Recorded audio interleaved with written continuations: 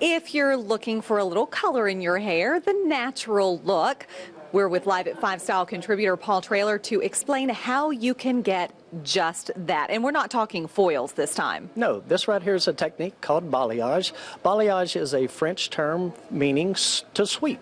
And so what we do here, it's a hand painting application that we come through and we apply lightener to the hair.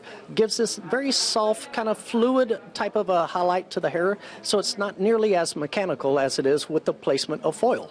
Now, how difficult is it? Because it looks like you have to do it in layers. Do you start at the bottom layer of the hair and then work your way to the top layer? Exactly, and that is one thing, we always teach our staff, divide and conquer. So we start at the bottom and start working our way up to the top, because as you see, Haley is laying the color on top one section at a time.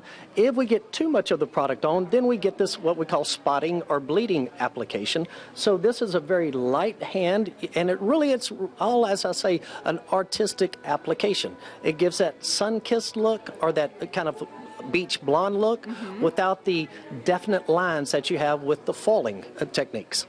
Now, with the foiling techniques, you put all of that color on at once. We're seeing Haley take it through the entire length of the hair, but there's a process as far as the percentage of product you put at the top to the middle to the end. Exactly. What we try to do with the balayage technique is something that most young children or adolescents have, that natural little look, and so the ends tend to be the lightest and the scalp or the root area the darkest. So naturally what we come through and we put about 30% of the color down at the base or root area. The mid shaft we do about 50% of color, and on the ends we apply 100% of the color on there. So as you see, from the root all the way down to the ends, we get this soft kind of melted blending color. So the scalp doesn't get nearly as light as the ends, and that's why we call it that natural look or that sun-kissed look.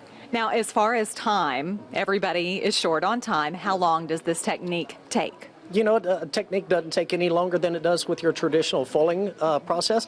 And a lot of times we'll do this hand painting technique and really just isolate where we need the color. It may be just up on the top around her face. It may be in just certain areas on the ends. So we can make this in a matter of 30 minutes, no longer than 45-minute process. And as far as repetition, how often do you need to do this?